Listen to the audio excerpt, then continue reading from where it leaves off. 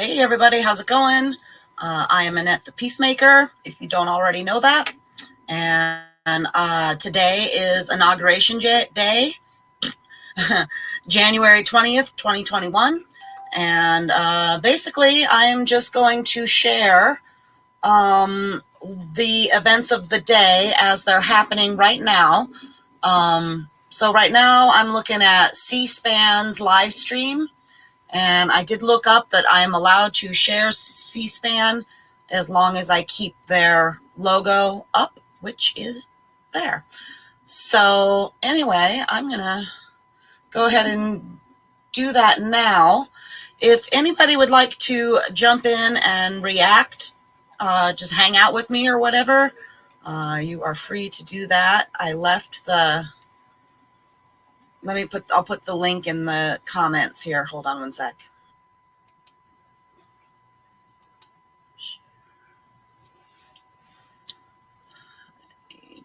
This, and then we're gonna go full screen.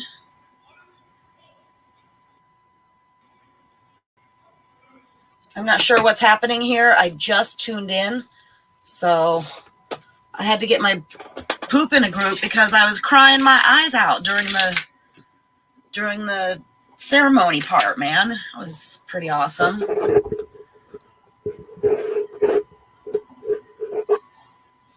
So if anybody knows what I missed and can fill me in, that would be great.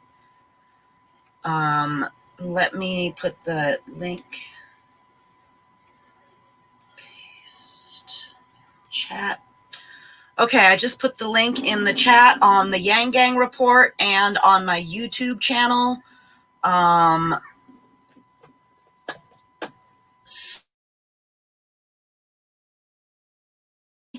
Leave a message or leave a comment and I can see it, and then I'll send you a link.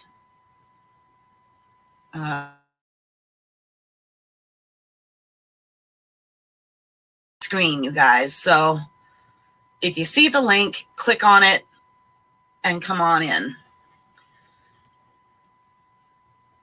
It's so very quiet and solemn. I don't know what's going on, but it looks pretty cool. Of course, my internet has to be slow.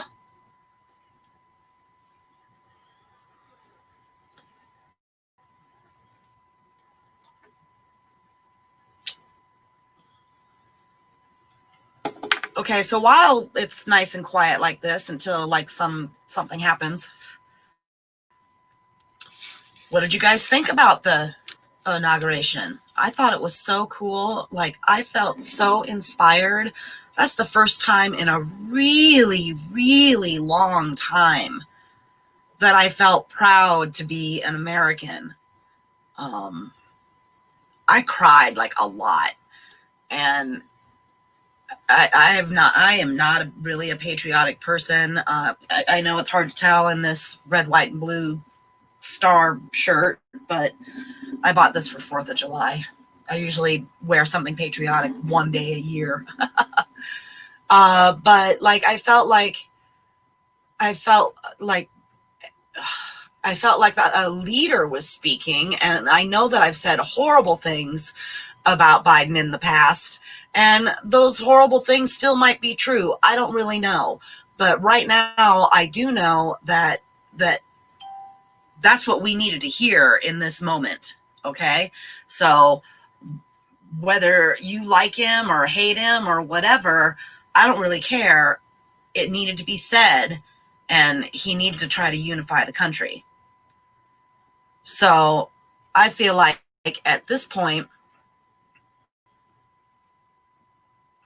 we still need to hold the people that have done bad things accountable, okay?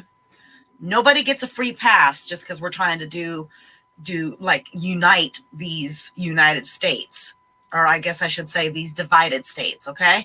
So like, if anybody is still like fighting and racist and hating people and and just being like extreme or whatever, like just go crawl back underneath your rock and stay there until you learn how to interact with the rest of society without violence, malice, abusive language, like just try it. I've seen people on both sides. On both sides, I have seen people say, I hate Democrats, I hate Republicans.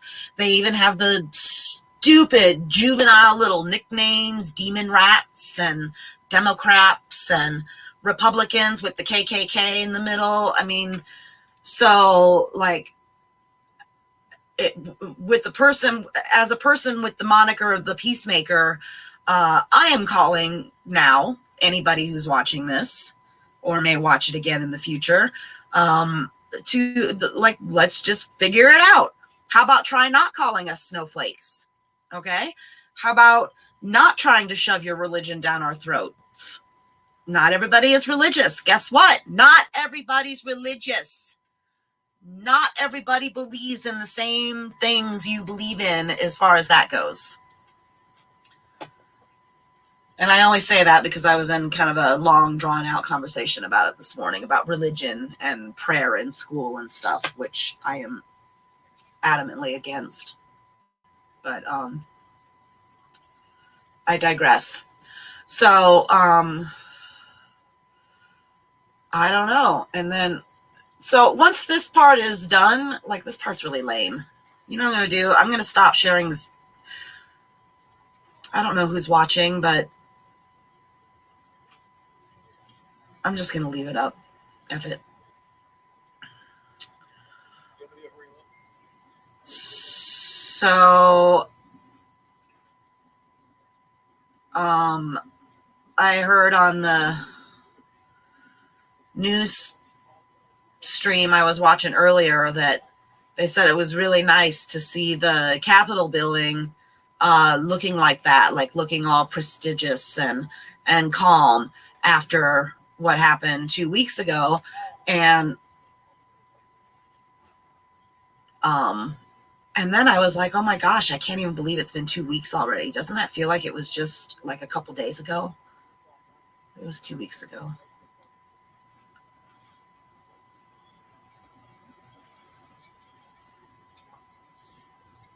Okay, let's watch.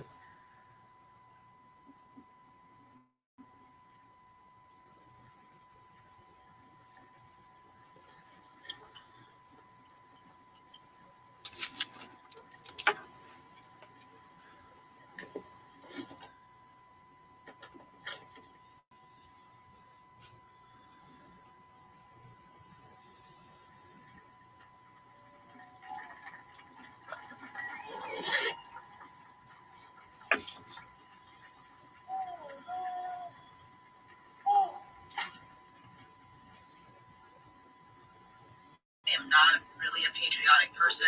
I know it's hard to tell.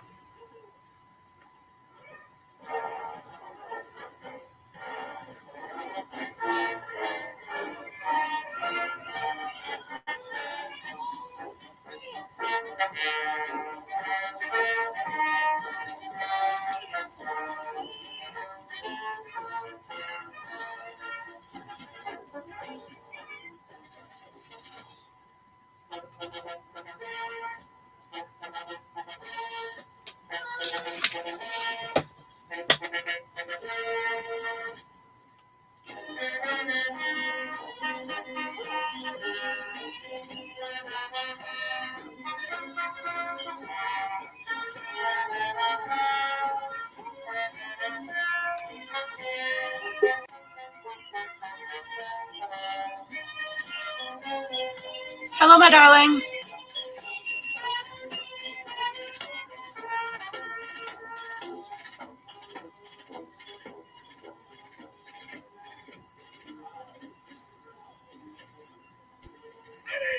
You hear me?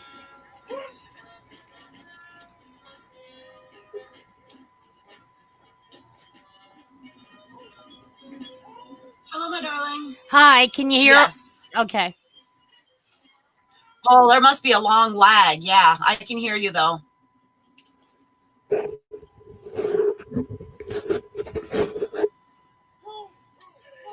you hear me?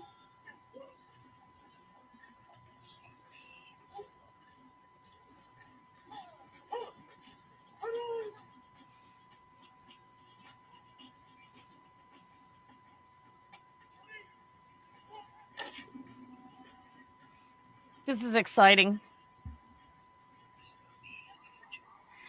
It is. Do you feel good? I feel good. Like I felt good, even though I was crying earlier. Like I feel relieved. it was like a good cry, you know? I know. That's what I said to Ray earlier. I was like, I can't describe how like this overwhelming sense of relief, like just this huge weight has been lifted.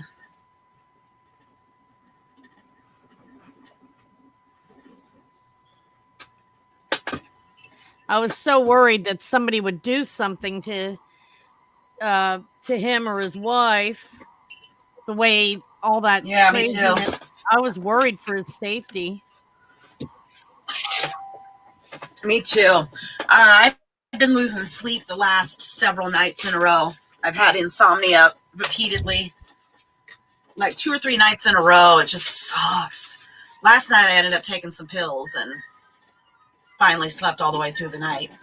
I took one pill. I shouldn't say some pills. I had insomnia too. My sleep schedule got all weirded out because I stuck with trading futures because of the pattern day trade rule and not knowing what to expect from one minute to the next, you know, with what was going on with Trump and all the drama that surrounded that guy. It's like left me afraid to even try to trade options, and options is like my bread and butter. But when you don't have enough money to get around the pattern day trade rule, and you got to hurry up and get out of a trade because the market starts to tank because of one tweet, which happened to me more than once. Right. Yeah. So futures are easier to trade like in the middle of the night, like around 4 a.m. to about 9:30 in the morning, right before market open. I've seen you online very, very early in the morning. When I have the insomnia, I, of course, look at the Facebook. So I've seen you online. I'm just not in the mood to talk to anybody that time of day. 4 a.m. Don't talk to me at 4 a.m. What the hell? I'm busy trading at that time. Yeah. If you see me online, but not on Facebook. Anybody watching, if y'all see me on at like 3 or 4 in the morning, don't try to talk to me. I don't want to talk to anybody then. Yeah. I'm too pissed off that I'm even awake at 4 o'clock in the morning. Well, I'm not pissed off. I'm awake. I'm usually trying to I'm either defending Yang, No. or I'm trying to trade or look for a trade or actively managing a trade that I'm in to try to turn a little bit of money into a little bit more. And it's such a slow process, because it's so hard to get money when you don't have, a stable income, and you don't have any money, or you don't have enough money, I should say, and you're trying to take what you have and grow it. It's really hard. It's hard. Yeah, you got to spend money to make money.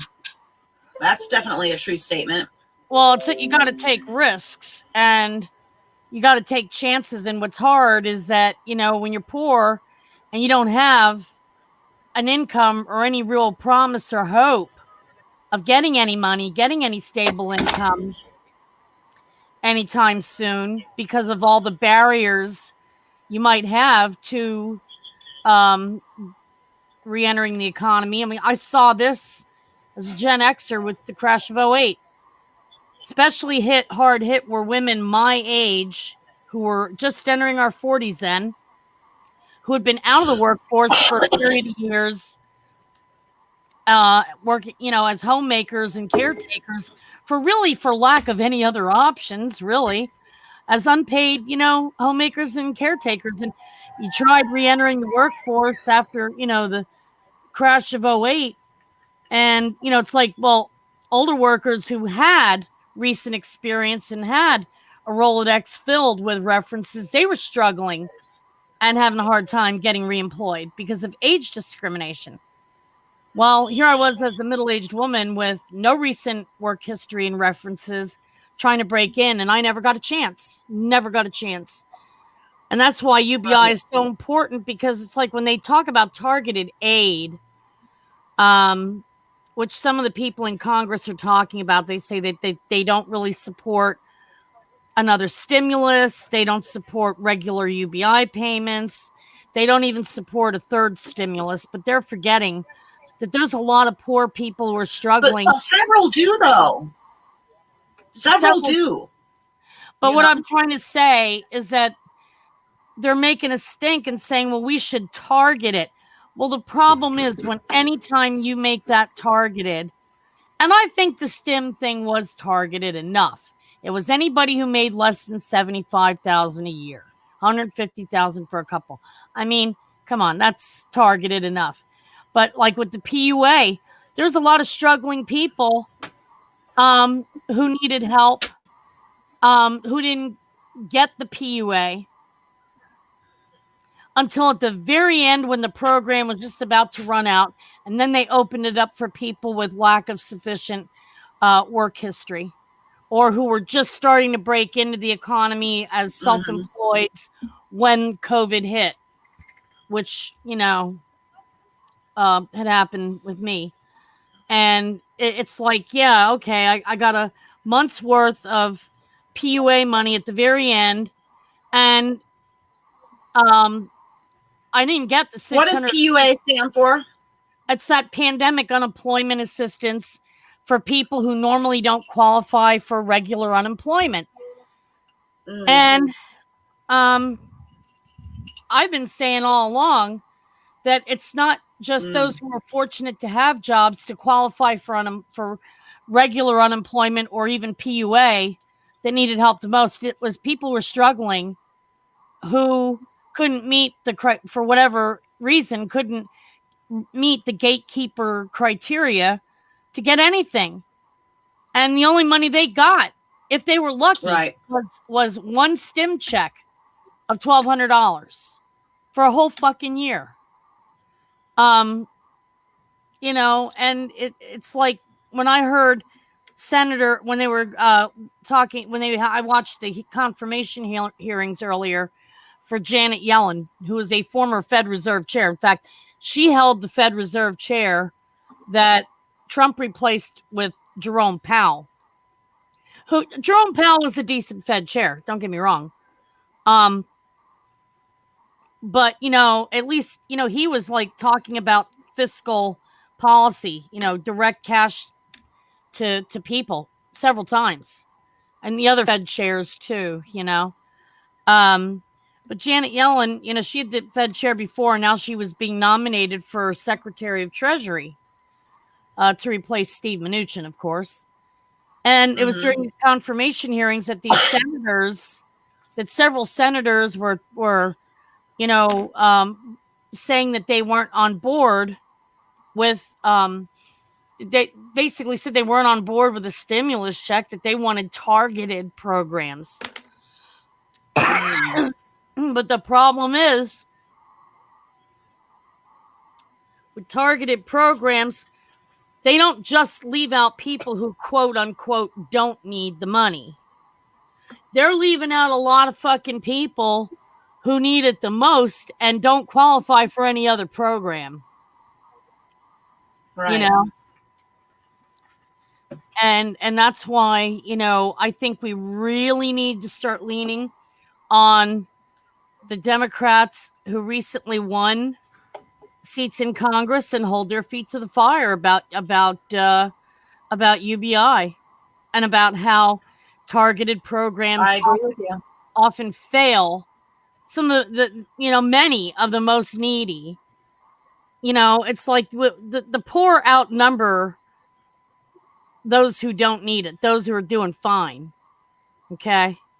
So Right. now they have targeted That's why programs. the universal part is just so much easier.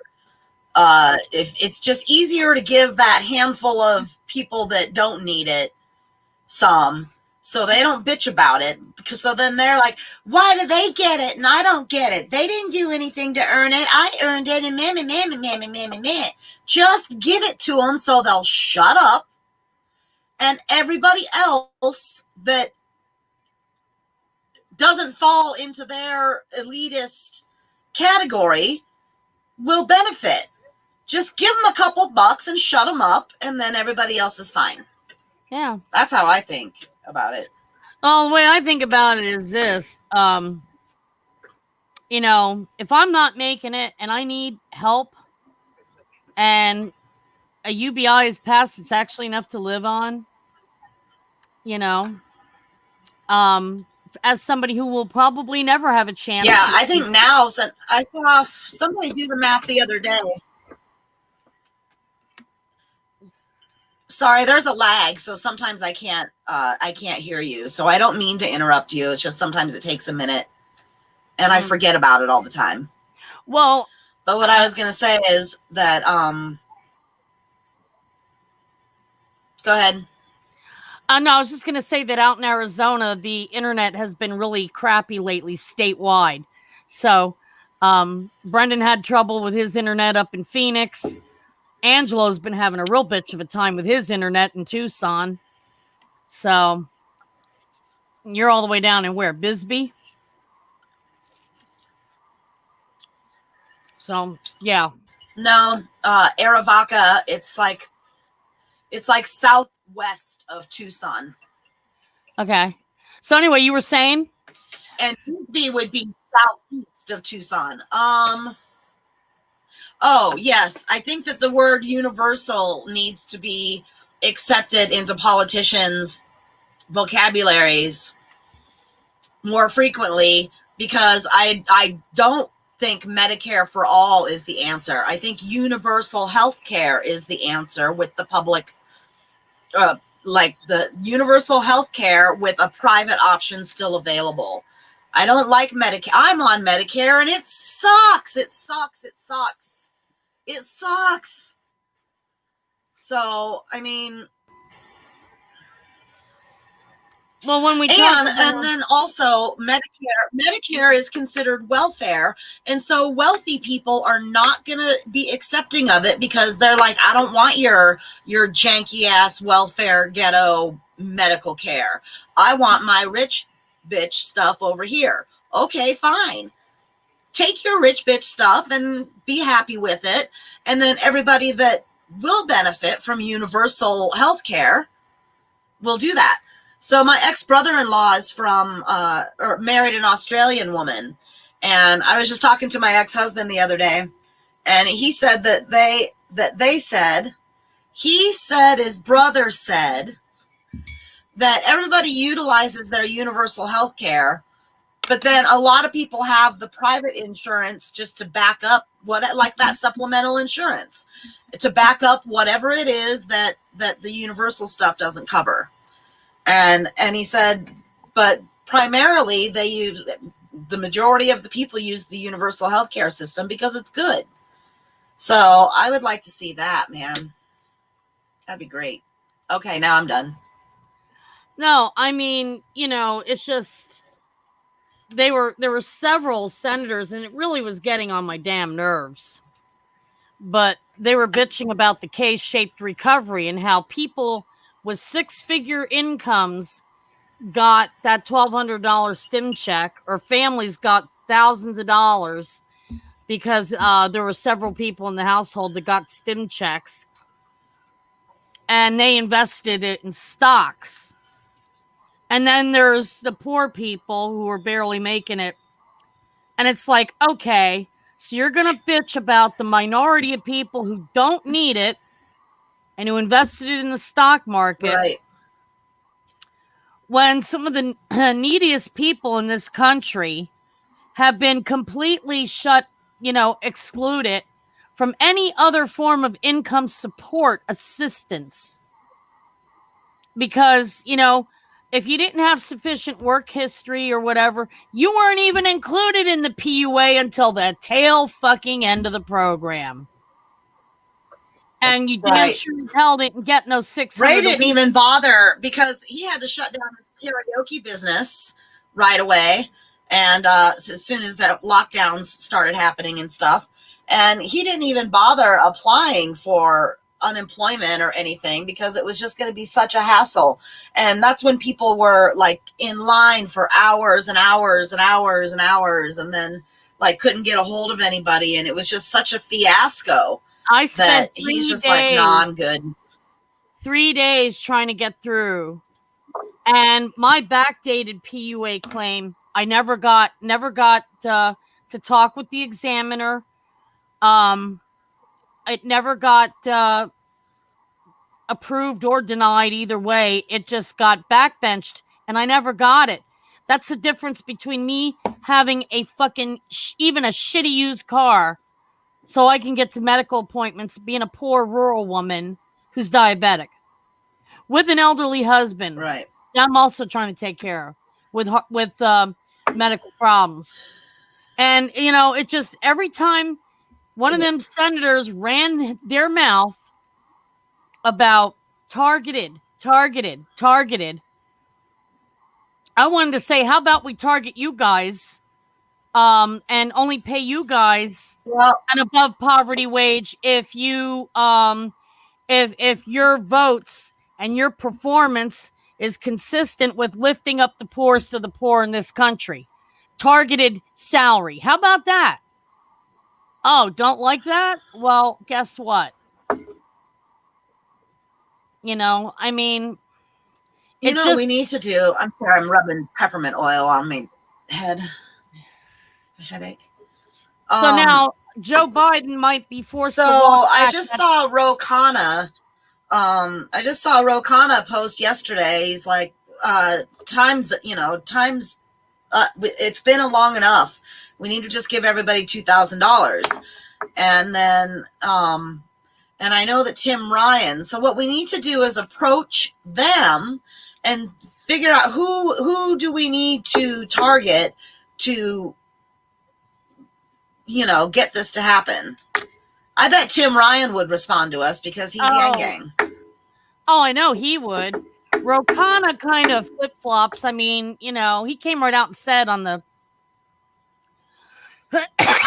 Yang Gang podcast that he really didn't support UBI. He was totally on the Bernie train. He was totally on the federal jobs guarantee, which that don't help someone like you who can't, work, right? Outside the home. Don't help someone like me that don't got a car and who has medical problems that leave me homebound. Not just my own, but an elderly spouse that I'm taking care of. No, I heard him say that he was. Now he was on a couple times, and it's like he flip-flopped. So, I mean, I don't know. I think we need to work on him a little more.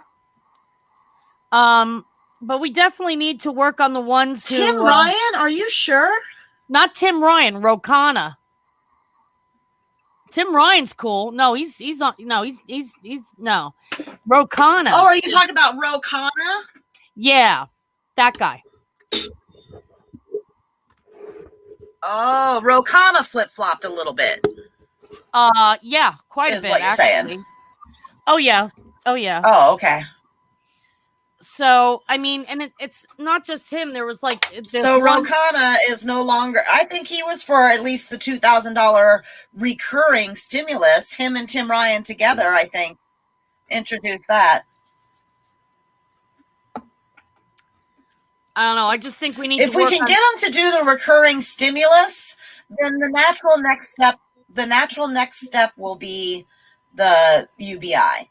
We just need to get them to do the recurring stimulus first. We have to take baby steps. So I know that sucks. Like, we need to take gargantuan Grand Canyon size steps, but that's not going to happen. It's not realistic. Here's what I'm trying to explain to you. If you let me finish. Well, this is really boring. I'm going to get out of this and see if there's something else interesting to look at.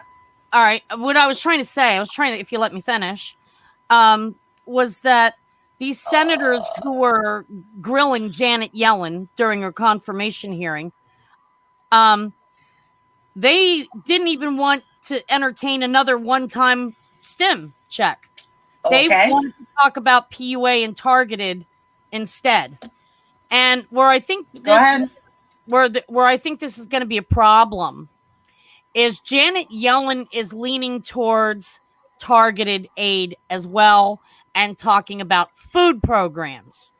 Well, now you know about the nightmare I had of being unable to buy food throughout the pandemic because of having no income and Instacart not accepting my EBT card until 2 weeks before the end of the fucking year. Right? So, I mean, it's like food programs don't help you unless you got a car to get to the supermarket. If you're poor and you live in a rural area where there is no public transport and it's expensive as fuck to take an Uber because you're talking about having to go 10, 15 miles to get to the nearest store. I know.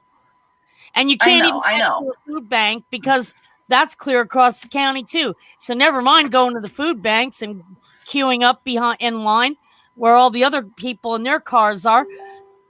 I mean, when you're that poor, you don't even have a car and can't afford one because you can't even buy a used car that doesn't need another 10 grand worth of repairs to have it be roadworthy.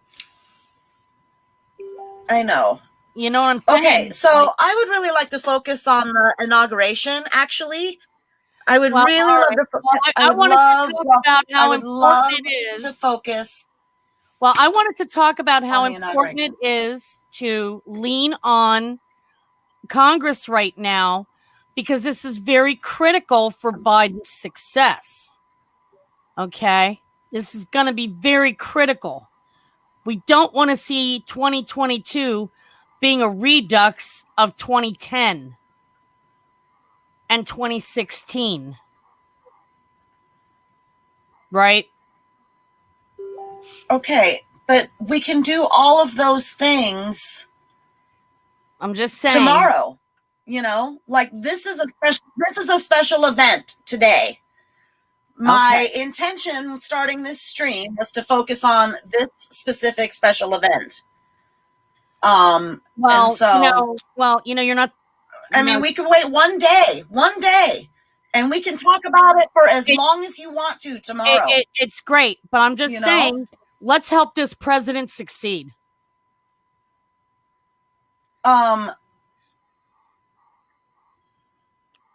Let's make sure he succeeds.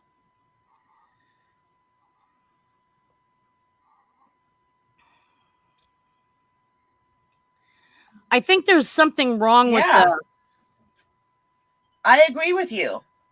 We need to hold their feet to the fire. We need to hold them accountable, and we need to get them to move forward. I agree with all of that. I'm not disagreeing with anything that you're saying. I just really want to try to focus on this, and this video is not playing for shit. So, let's try another one. Okay, let's see if this plays okay. Oh, man.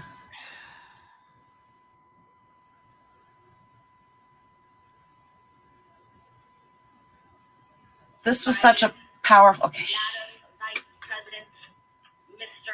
Emhoff, Americans, and the world. I'm going to cut my I'm sorry, my internet sucks. There's nothing I can do about it. No, it's statewide, Annette. It's statewide in your state. Brendan and Angelo had the same problem. It's not you. There's just nothing we can do about it. Yeah. I don't even need to make excuses. But there are policies out there that would bring broadband, better internet to rural areas like Jacqueline and I both live in. Jacqueline and I both have pretty shitty internet service. I mean, this is testament to it right here. So it's paused on... we ask ourselves, where can we find light?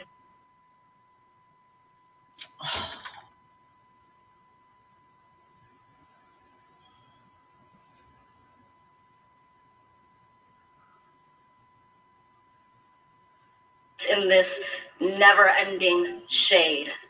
The loss we carry, a sea we must wade. We've braved the belly of the beast. We've learned that quiet isn't always peace, and the norms and notions of what just isn't always just is. And yet the dawn is ours before we knew it. Somehow we do it. Somehow we've weathered and witnessed a nation that isn't broken, but simply unfinished. We, the successors of a country and a time where a skinny Black girl descended from slaves and raised by a single mother can dream of becoming president, only to find herself reciting for one. This was really powerful. I really liked it.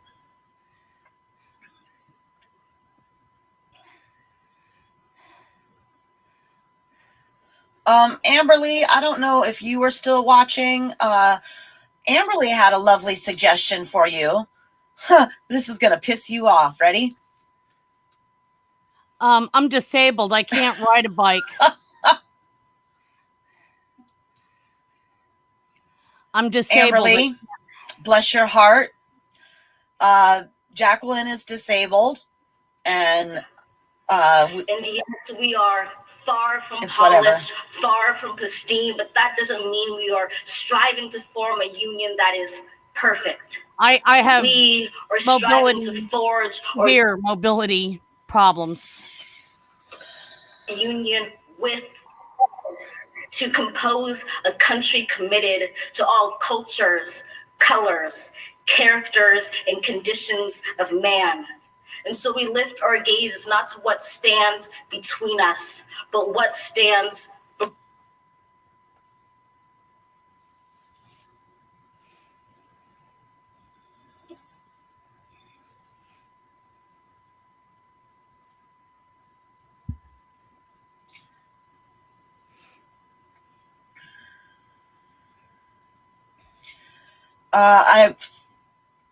to be fair, though, I don't recognize Amberly's name, so she might not know anything about us at all. It's entirely possible she just wandered in. We close the divide because we know to put our future first. I'm just tired of having to defend myself aside, and my right to live in dignity to ableist, classist, so we can reach privileged shitheads. Another, we see differently able. And hope for all the globe. If nothing else, say this is true. 10 years ago, I could ride a bike. I can't now. You know? I'm just not in the mood for any stupid shit today. As we grieved, we grew, we hurt, we hoped that even as we tired, we tried, that we'll forever be tied together, victorious.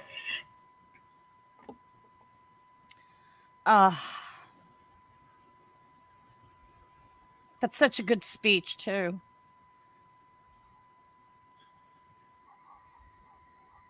This was going on earlier when I was trying to follow the Senate hearings confirming Janet Yellen. But because we never sow division.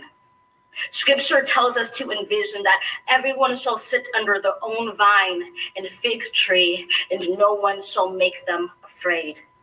If we're to live up to our own time, then victory won't lie in the blade, but in all the bridges we've made. That is the promised glade, the hill we climb, if only we dare it, because being American is more than a pride we inherit. It's the past we step into and how we repair it. We've seen a force that would shatter our nation rather than share it, would destroy our country if it meant delaying democracy. And this effort very nearly succeeded. But while democracy can be periodically delayed, it can never be permanently defeated.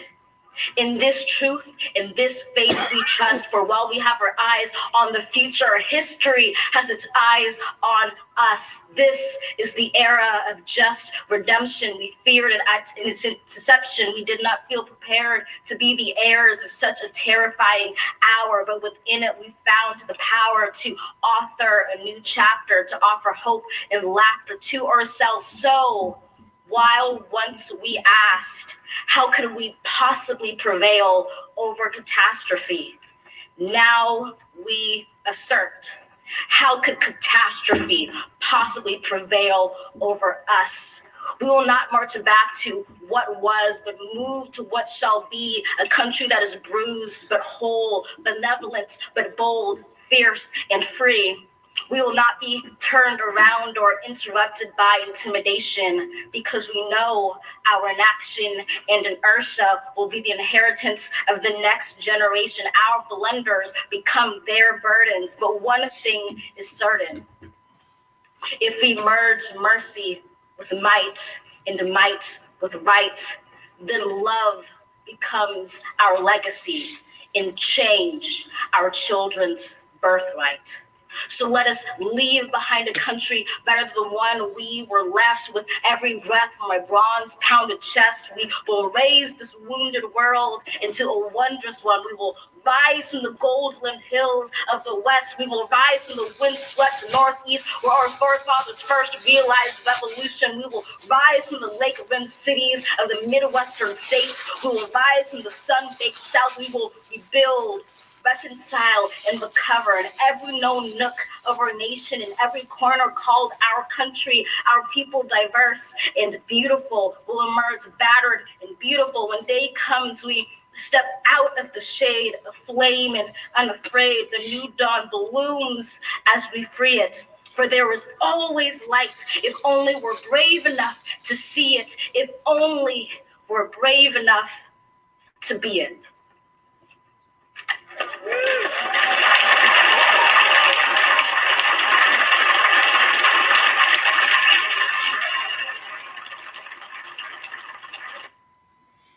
That was great.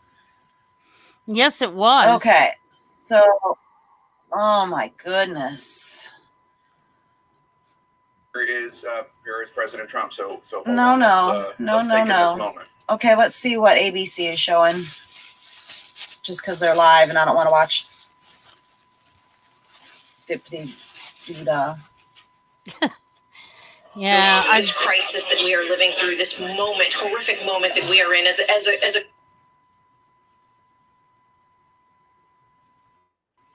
Oh. community.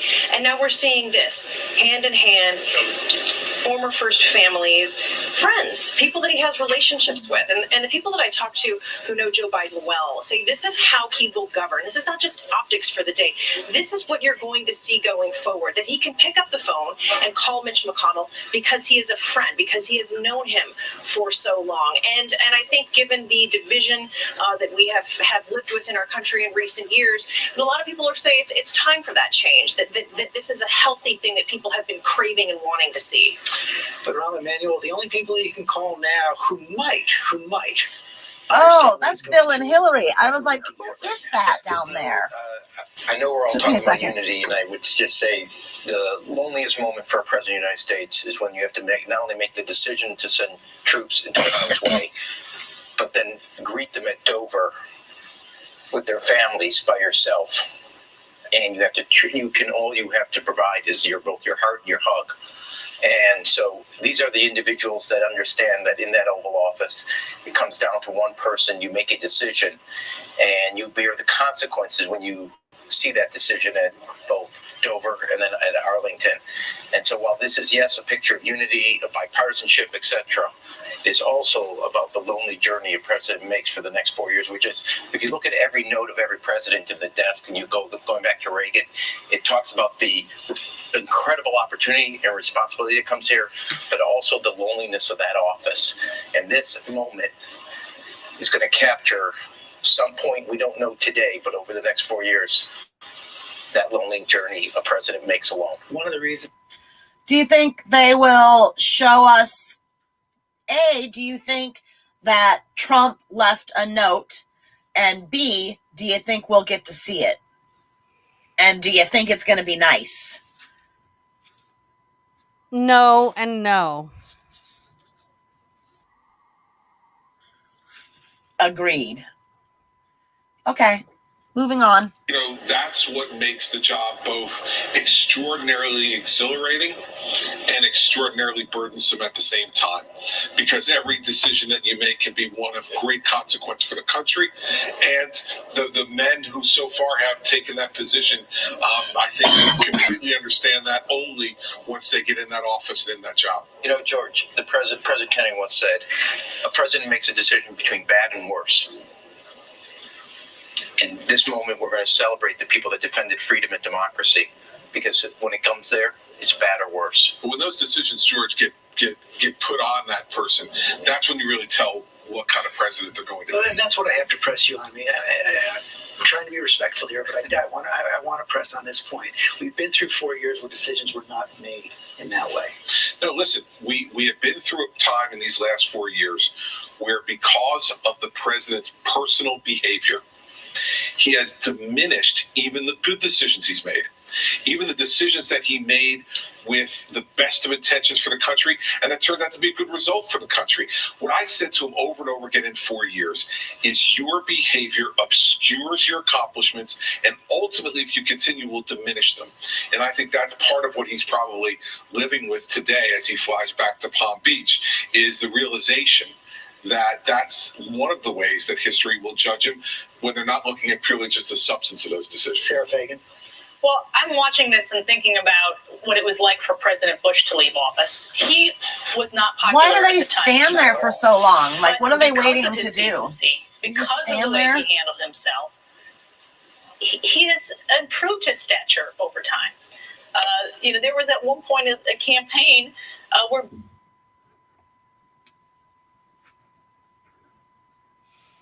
billboards were popping up around the country that said, "Do you miss me yet?" And, we see his heart in the way that he engages on that podium with the other presidents.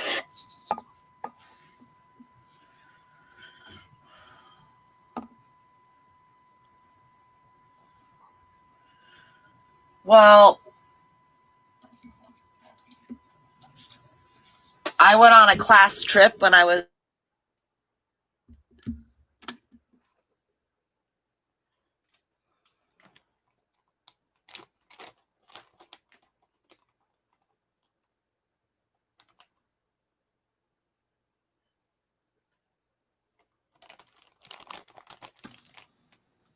there. Can you hear me? Yeah. I'm gonna have to grab. Can you hear me, Jacqueline? Yeah. Can you hear me? Okay. Oh. I'm gonna grab a refill.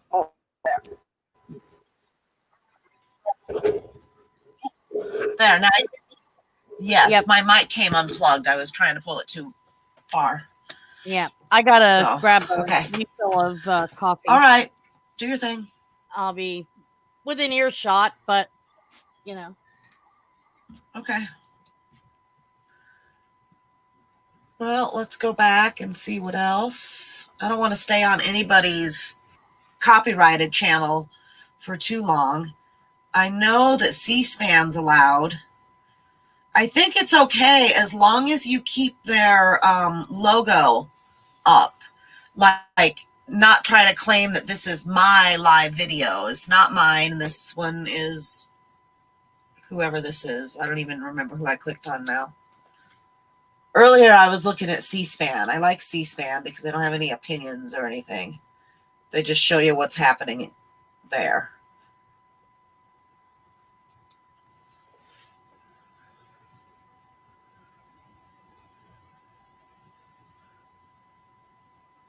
Here we go. I looked it up. I like them. They don't have a bunch of commercials and stuff either, really.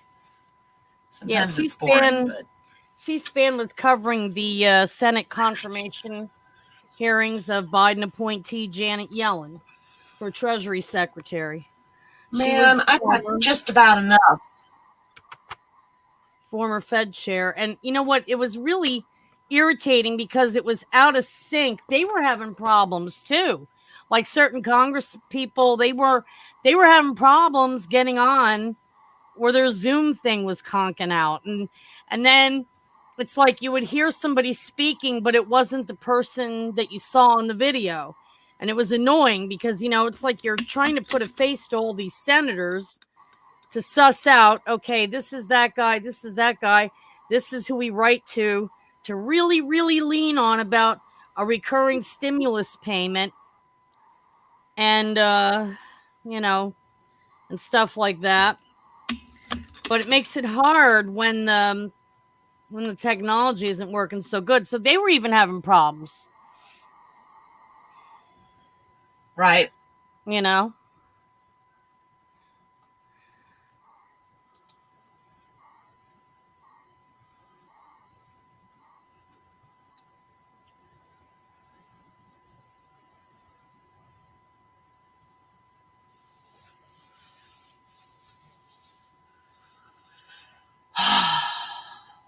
That's annoying.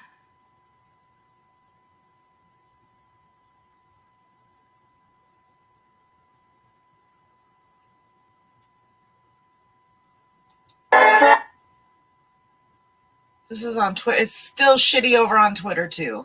God dag nabbit. Well, okay. We'll just have to try to grab it later. I think no matter what I go on, no matter what happens, it's going to be loading like this, I think.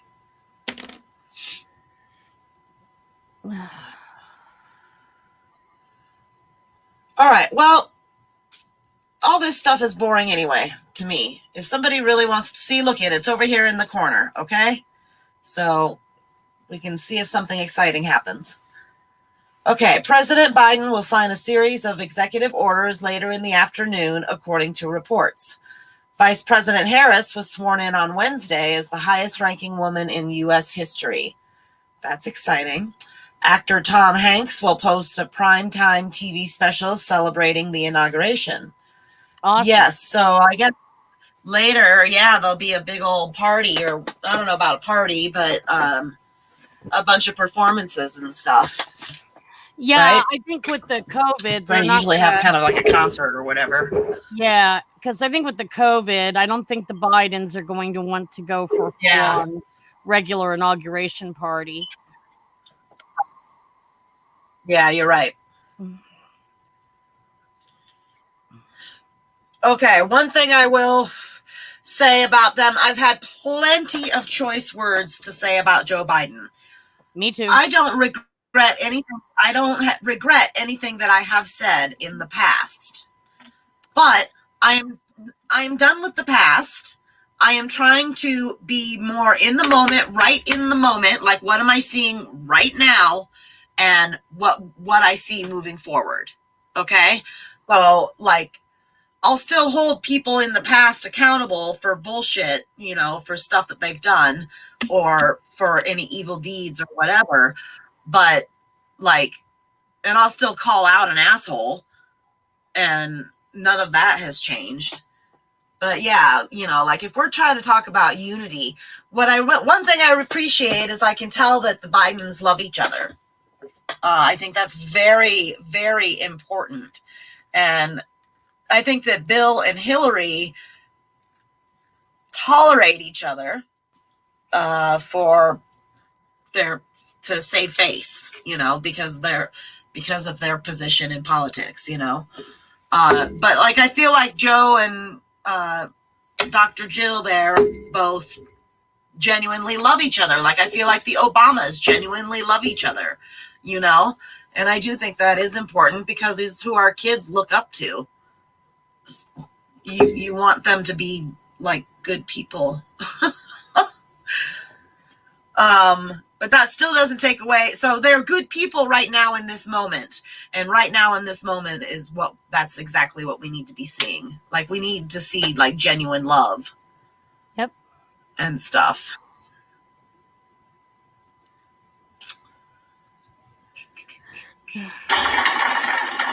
Vice President Harris,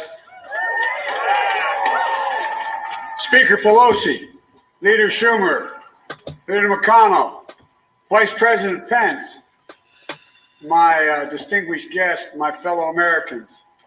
This is America's day.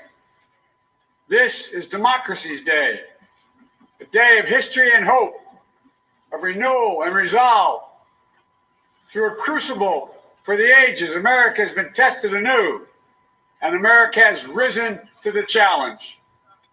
Today, we celebrate the triumph not of a candidate, but of a cause, the cause of democracy. The people, the will of the people has been heard, and the will of the people has been heeded. We've learned again that democracy is precious. Democracy is fragile. Look at right here while it's paused. At this hour, my friends, democracy has prevailed.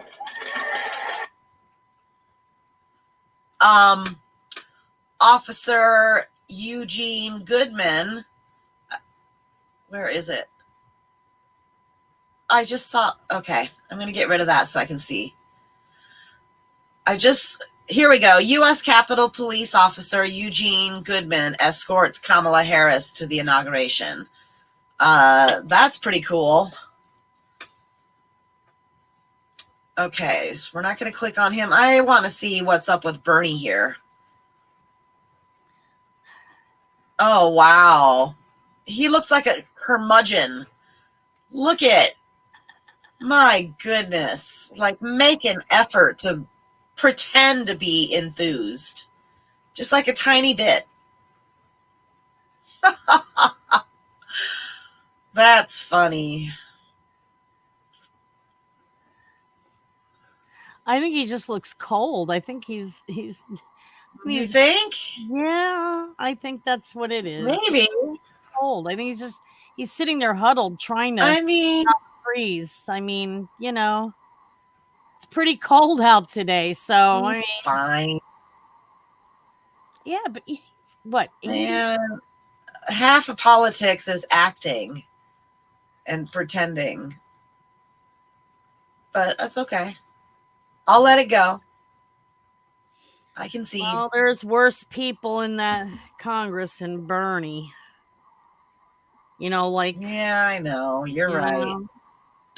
I mean, you're right.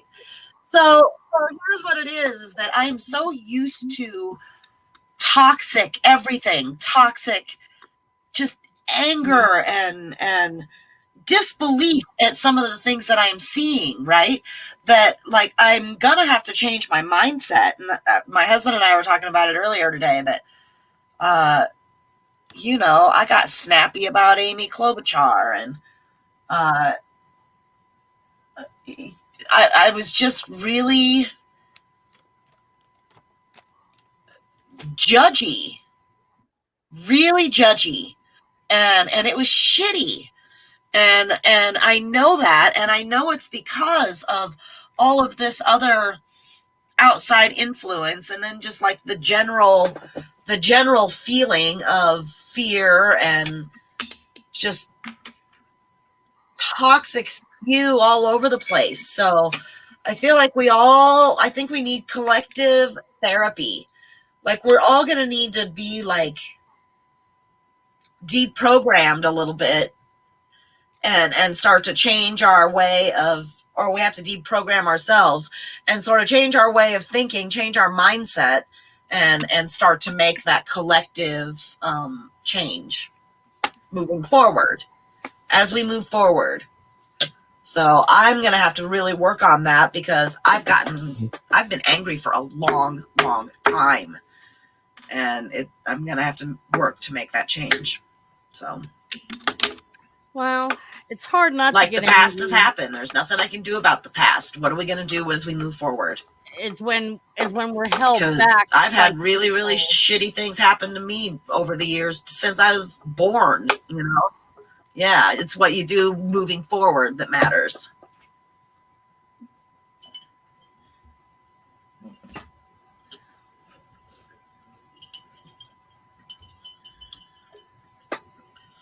All right, what else? Let's go back.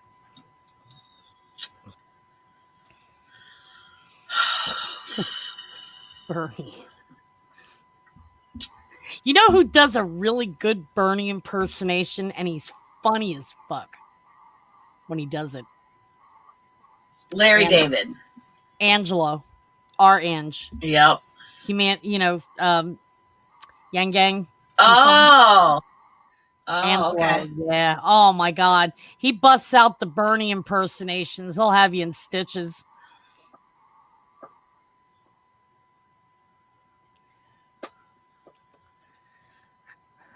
Okay, so he signed the nominations to the cabinet level roles.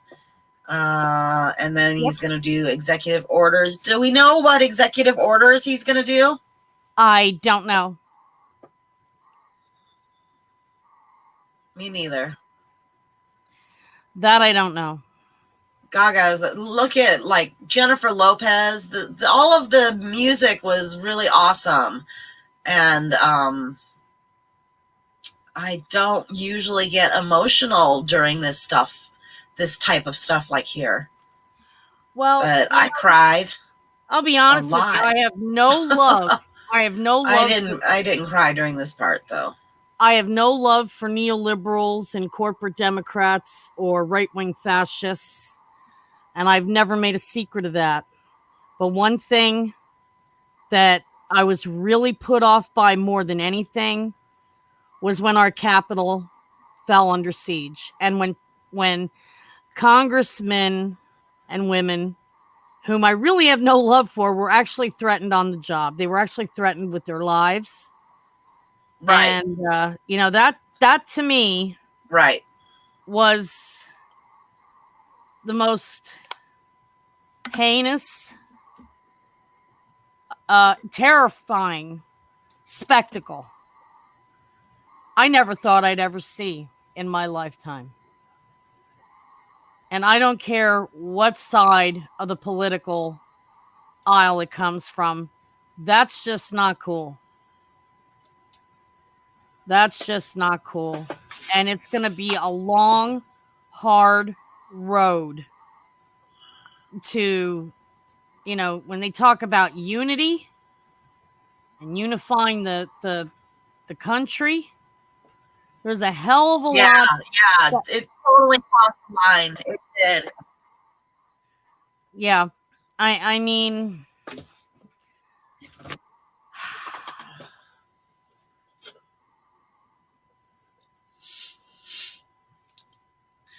so how are we going to move past that? Like we didn't attack the Capitol, so I don't feel like we need to reach out to anybody. We don't need to apologize for anything. I agree. They do, And it wasn't just the ones who attacked the Capitol. It was the people who gave them succor, who gave them safe harbor, who paid for their lodgings or whatever. I mean, there was a lot. This rabbit hole goes deep. Flew them in their private planes. Yeah. I mean, people like you and me who are just struggling, trying to do our lives, who, in my case, I can't afford a car because my credit is so trashed from between medical debt and extremely long-term unemployment where I was shut out of the economy. And then got sick while shut out. It's like the only way I'll ever be able to afford to buy a car is if I can pay cash on the barrelhead for it, which means I basically would have to have what, 50 grand cash or some shit. Right. I feel pretty good that I was able to trade a $2,000 COVID check up to what I did get it up to, although it's not it's not above the pattern day trade rule limit yet, but I really struggled for every trade. I put in a lot of work and effort researching every morning and having to quick think on my feet when a trade would move against me and having to, navigate that while dealing with the pattern day trade rule. It's hard. And, the thing is, when I think of the people who, you'd think when people were saying that, oh, it was the forgotten poor whites and working class whites that were angry, that were responsible for that domestic terrorism stunt. No, it wasn't. All those people, the ones that shit on the building, that shit on the floors in the halls in that Capitol building and threatened Congress people and came with expensive guns and in some cases pipe bombs. Nobody brings pipe bombs just, for a pyrotechnics hobby of having a fireworks display. That's done for one and only one reason: to maim and kill people. Okay? And these people who are responsible for this as direct participants and as passive support, financial backers of it, okay, as well as those providing logistics support, telling of this violent mob which office was which congressperson and blah, blah, blah. That was all people who have a fuck ton more privilege than I'll ever have, probably. That wasn't poor whites. It wasn't disaffected working class whites from the Midwest, from the Rust Belt, or from Appalachia. Now, these are people with money. Yeah. These are people with money and privilege who felt entitled to do what they did. I mean, you look at people who are actually protesting against being oppressed and poor. Okay? And they don't ever feel entitled to, Right. Attack cops or do what was done, 2 weeks ago at the Capitol. Right.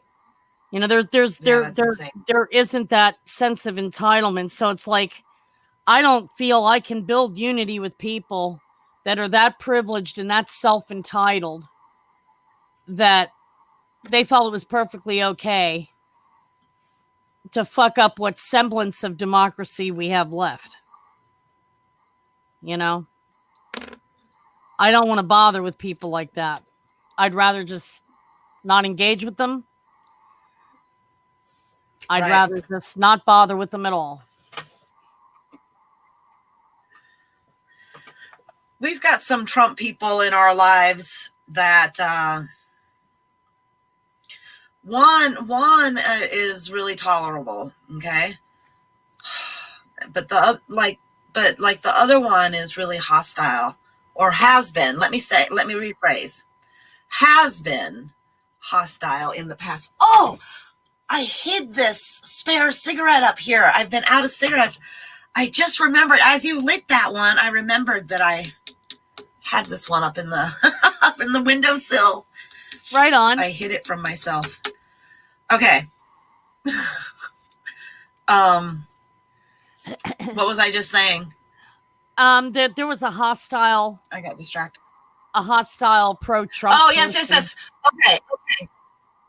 So these people are going to be coming close. They're going to be in closer contact than previously. So, there's going to have to be some sort of truce between us, right? And this is what I'm trying to wrap my head around. And this is one of the I've had many reasons to have insomnia the last several nights, and this is one of them. Okay, so I know that these people are coming, and there's like an expectation that me and this other person who has been hostile in the past twice, I'm deeply concerned about it, and I wish that like a Trump supporter would come on here and tell us what to do. Like, how the hell are we going to do this? So it's I don't know. I have no desire to hold. I don't have any answer. I don't have the answer. I have. I'm going to tell you straight up. So because I don't have the answer, I'm anxious about it. Go ahead. You go. I'm not going to go out of my way to start shit with anybody. But I'm going to tell you this straight up, and I refuse to apologize, and I give zero fucks about any feels that get hurt in the process. But I have absolutely no desire to hold hands and sing Kumbaya with selfish-ass privileged people who deliberately and knowingly voted for congressmen and for a president who tried to strip away from me and I don't even have an adequate safety net to live on. I don't have money. I don't have income. I'm diabetic.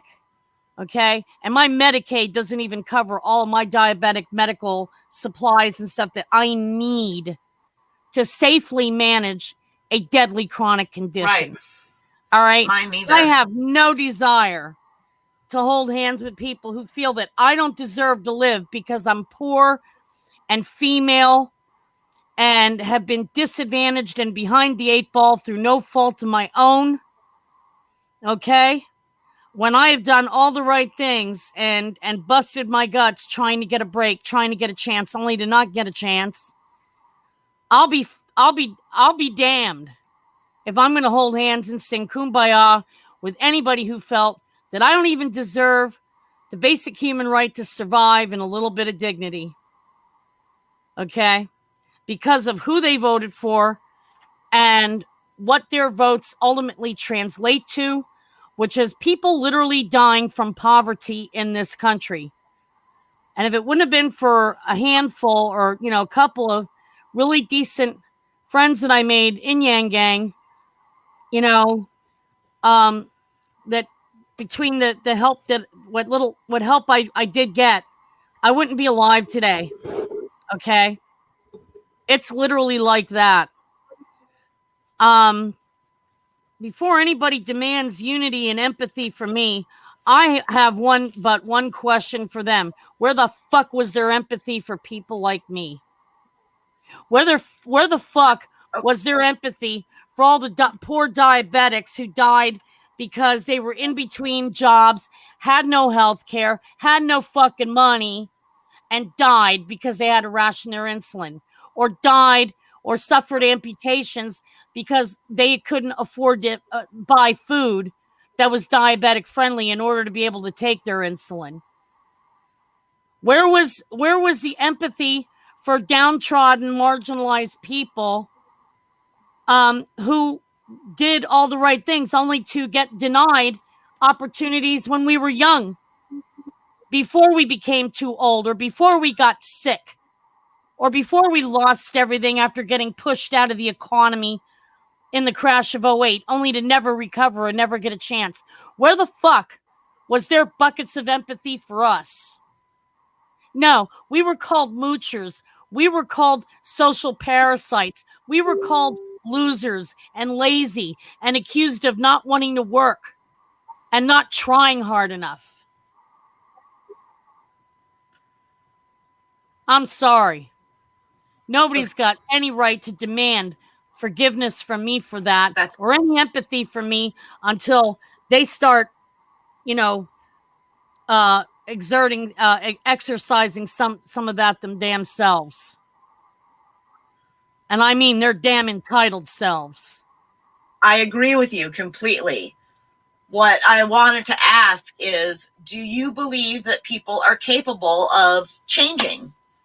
Like, could somebody be this? Yeah, I mean, I do. Could somebody be this person, this hostile person today, and then somehow or another, like, change? Like, we know that people are capable because there's like former KKKs and former neo-Nazis that have changed their minds and changed their ways, and that's been happening for a long time. But they are outliers, Annette. They are outliers, and what I'm saying. Well, sure. I mean, I'm not saying to invite them into my home or be super buddy with them, but personally, I'm talking about this specific situation. In this specific situation, I would say I would have to see.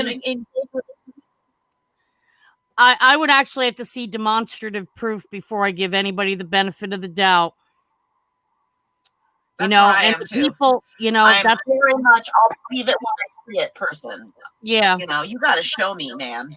Yeah, and there's an old saying goes That's something exactly like where this: leopards don't change their spots.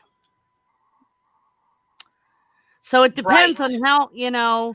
I just want to get to a place. I just want to get to a place where we can be in the same space at the same time without wanting to hit each other. You know? That's the lowest expectation that I can have, is just to be able to be in the same space at the same time, because it's going to be unavoidable. So I'm going to have to come to some sort of level, not forgiveness or anything like that, unless they show me otherwise, unless they earn that forgiveness, you know, by not disrespecting me, or my husband or my family or anything, you know. They were very, very disrespectful to me, to us, to all of us, twice. They were this person. And so, like, I'm just waiting for the third time, man. And third time's the charm. 3 strikes, you're out. Like, if you come at me wanting unity, but you come at me in a hostile way, then this isn't going to work, you know. Or if they Bye-bye. try gaslighting you. Gaslighting me, yes, that's what's happening. Because if they're trying to gaslight this you, person is they don't really want unity. They want to play for a patsy. Don't let them do it. I know. I'm telling you, I gotta tell you the story. I have to tell you this story. I believe you. I hear you. Okay, so we were friends with, it's a husband and wife. So we were already friends with the husband for a long time. And he was staying with us when he met his now wife. Mm-hmm. And then, so like, we met her a couple of times, and a couple, maybe 3 or 4 times, you know, like, we had decent exchanges, and we knew all of that stuff. And I'm very, very vocal about police brutality. And I'm very, very vocal about, like, the brutality that some supporters have shown us. Okay. So I'm just, like, very vocal against brutality of any kind. Okay. So if a specific group of people, here's what made it all blow up. The husband called and said, hey, we're going to buy some property right down the road from you guys, and we're going to be coming back there. And this is after she had verbally abused my husband and I twice. Okay. So now they're coming back, you know, and he just calls up like, no big deal, you know, like, they bailed on us for an entire fucking year. And then, like, we're supposed to be excited that they're buying property down the road from us. And I'm like, and, but he's acting like, and so what I said was, that made it blow up was, to him, I said to him, because he's my friend, and we have an understanding of each other, and we actually agree upon a lot of things, right, more so than we disagree on, right? So we are in a nice, happy place just between the two of us.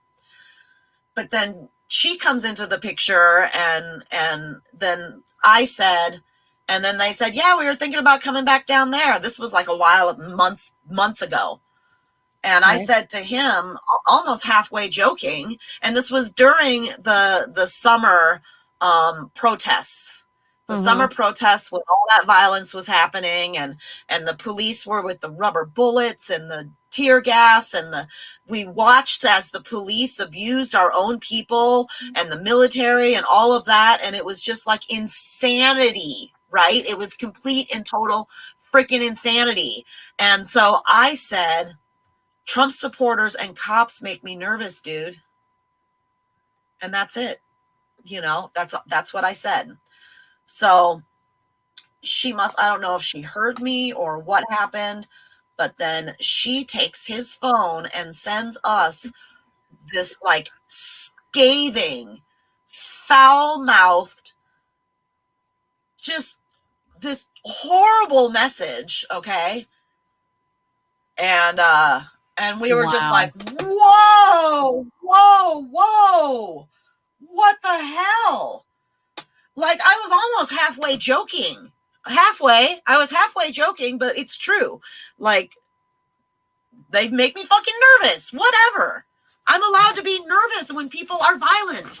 It is right? perfectly legitimate to be nervous around Nazis and psychopaths.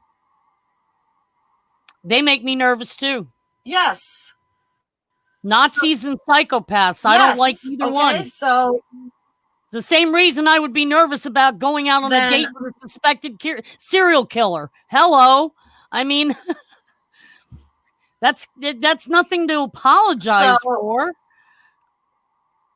No. So this person, so that happened, and she was a very recently retired law enforcement. And so I knew that going in. I found that out like the very first time we met her. And I was like, okay, actually, I was looking forward to trying to have a cop as a friend. Like, maybe she might help soften my opinion about that, right? Maybe she might help me change my mind. She could be that person, right? Oh, no. She just like drove it home, dude. Like, it went so much further than that. And actually, let's finish talking about it. Just because I burned my commie card once I became Yang Gang, that does not mean I am ready to hold hands and sing Kumbaya with fascists or psychopaths any more than here's where the gaslighting comes in. Serial killer. Okay, so here's where the gaslighting comes in. So she goes on the attack, and then months go by, and actually, so my husband was talking to him, and because nobody wants to talk to me, nobody wants to talk directly to me. All of this is through my husband. Oh my God. What? Yes. I get called a cunt and a bitch and a whore, and my home is called ghetto trash and all that, but not directly. No one said that directly to me. But they said that to Ray? Through my Yes, they said that to Ray. And Ray didn't like make him pay. And Ray didn't make him play 52 pickup with their fucking teeth. I'm gonna have to have a talk with that boy. Well, they were in a different state. We haven't seen them. So then they go, they go radio silent for a really long time. Several months go by, and then he starts texting Ray again, and says that we're coming down. We're gonna be leaving in about 5 days. And he's like, oh, well, what about like what happened before? And he's like, oh, well, she was just upset because everybody hated the cops and people were trying to kill cops and stuff like that and yada, yada, yada. So like, she was just really sensitive and whatever. And I'm like, I'm really fucking sensitive because I'm fucking watching cops kill people, for fuck's sake. There's somebody that I know. So I'm a little sensitive about it. There's an activist that I know who came from poverty herself, and she, because of her blog response, she went under the name Killer Martinis. Her real name is Linda Toredo.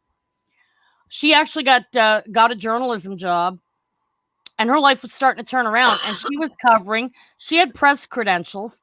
She was covering one of the BLM protests as press, where she actually, she was not part of the protest. She was press. She was covering. She was a journalist. Yeah. And police deliberately took aim at her as a woman journalist, because it was especially women in the media that were being targeted with the rubber bullets and the canisters. And she lost an eye. She's now permanently fucking blind and has to have a glass eye. All right. Yeah, a young man. That happened to a young man also. Yes, it did. Just And yeah, in his early and 20s. she clearly, you know, and this is a young mother of 4. You know, she was doing her job. She was there as press, you know. She was there as a journalist, and she wasn't, you know, participating in anything. And she lost an eye. She now has to wear a glass eye. Okay, she's a photojournalist. That's her occupation.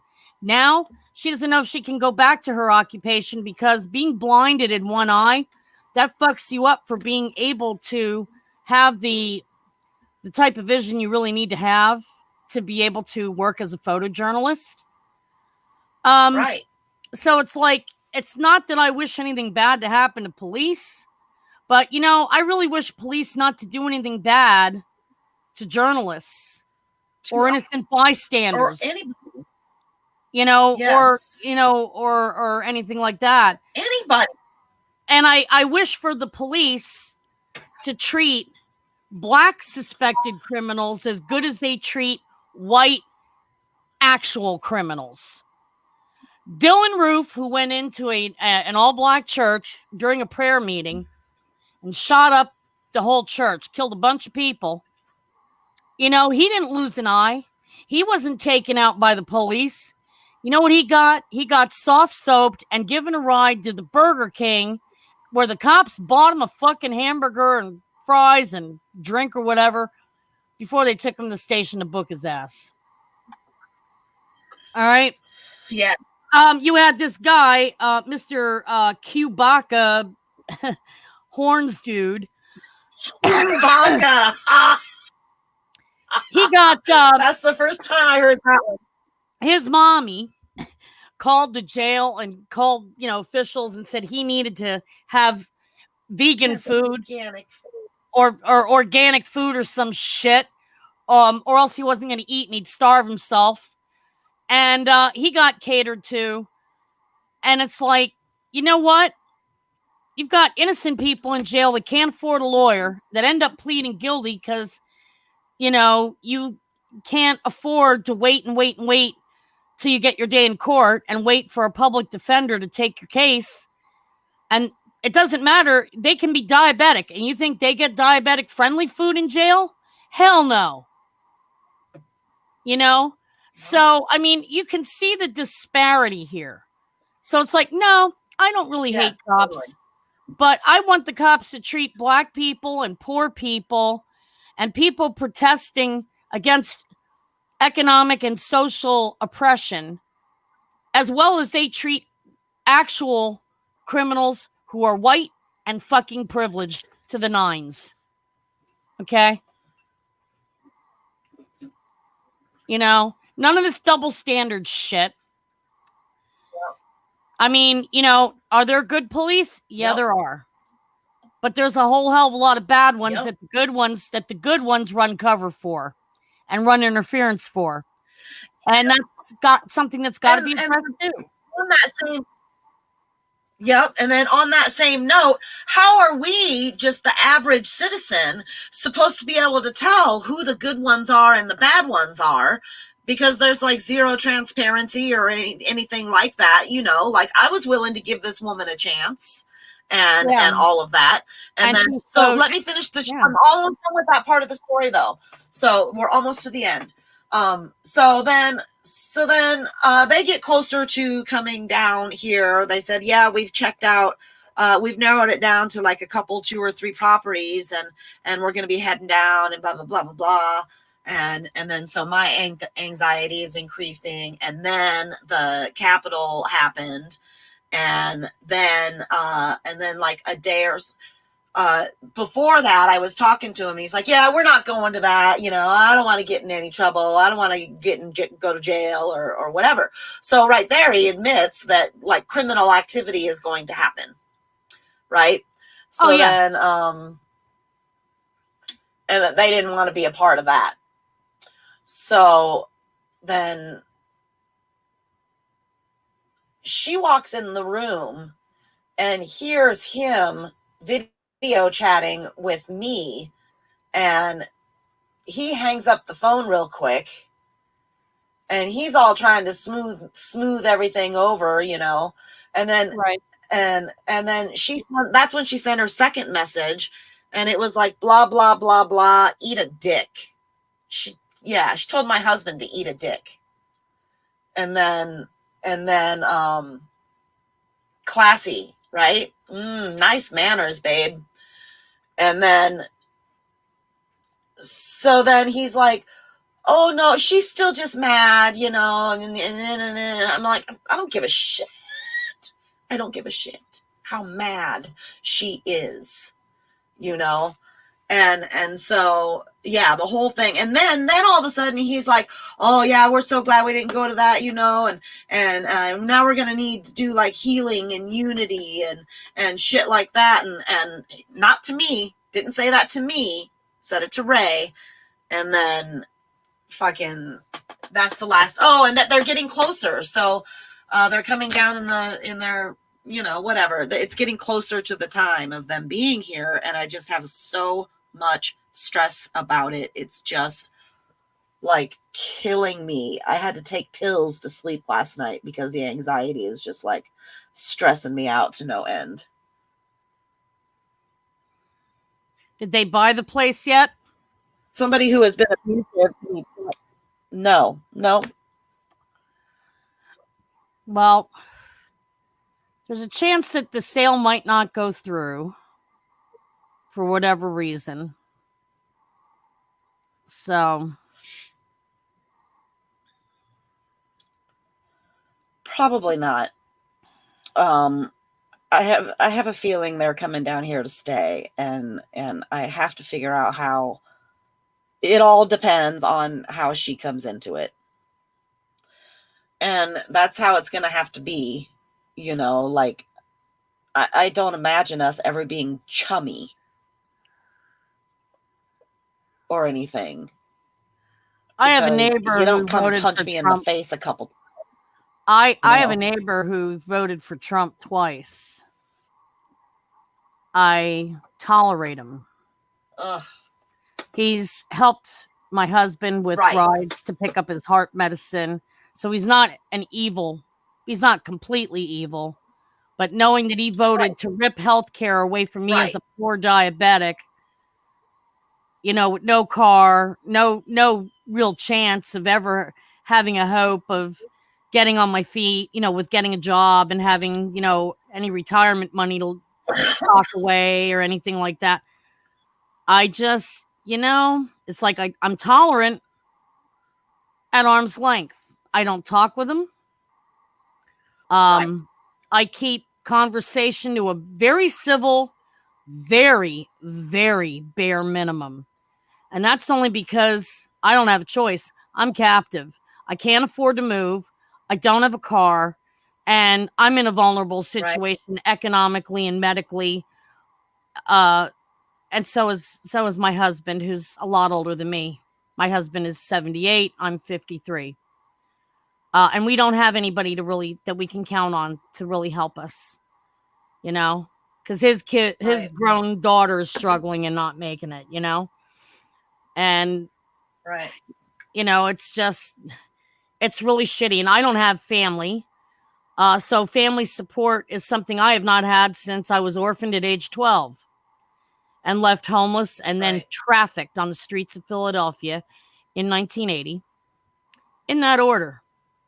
While the rest of this society gave zero fucks and did fuck all to make any of it right for me, but instead used it to keep me down and stigmatized and forced out onto the margins so far that I never had a chance at all, no matter what I did, no matter how hard I tried, no matter how hard I worked.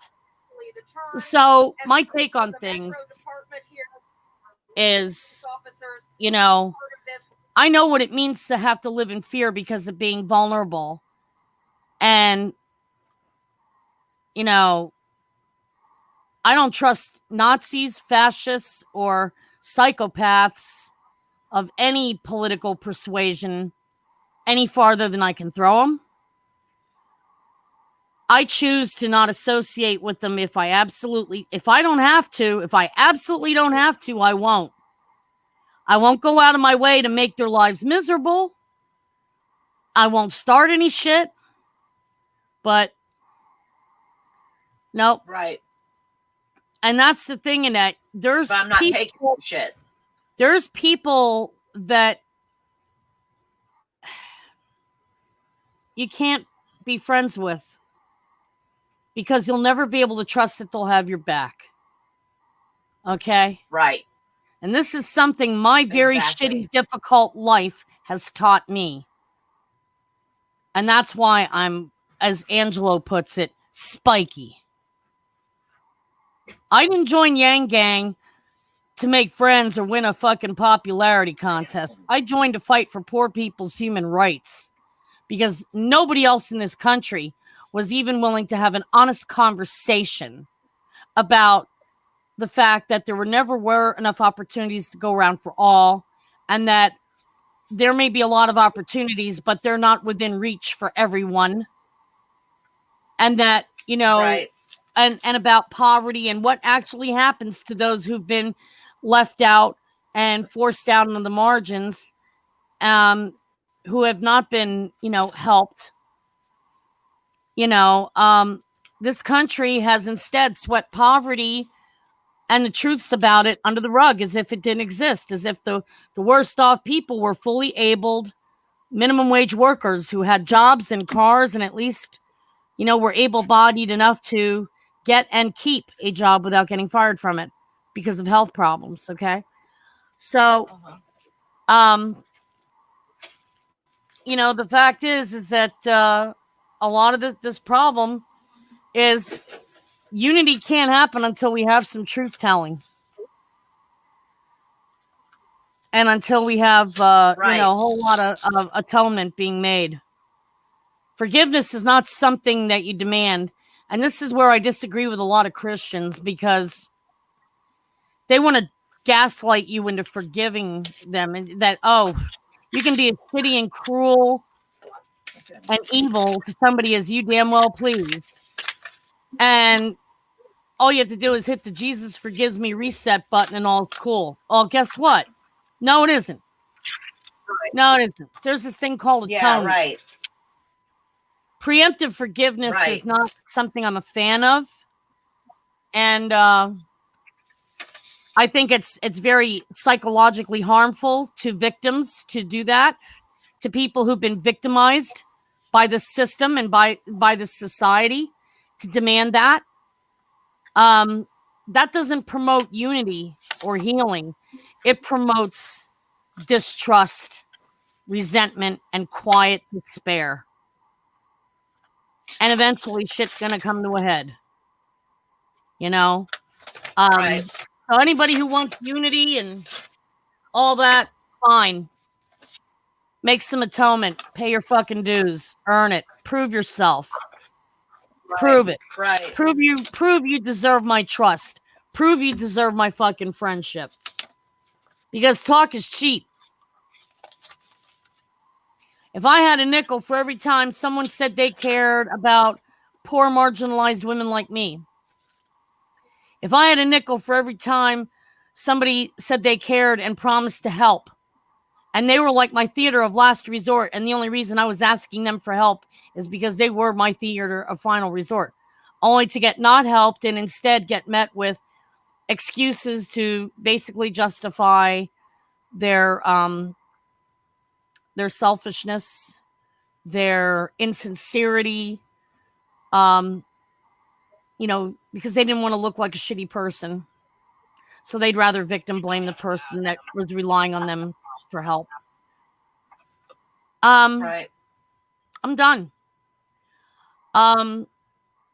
Angelo, I'm now, he's like my best friend in Yang Gang, okay? My bestie. He did not become my bestie overnight. That was built up over a long period of time. It took a lot of time getting to know each other and him earning my trust. You know? And he did earn it. I'd have his back through hell or high water. You know, that man has proved himself to me to be a human being who doesn't have ulterior motives, and who's not pretentious, and who doesn't have nefarious designs on anyone. Like, he's genuine. He's as real as you get. Right. And I really like and respect him for that. Very few people, very few, have earned that level of trust that he has from me. Like, I'd trust him with my life, okay? I don't trust nobody with my life. I'd trust him.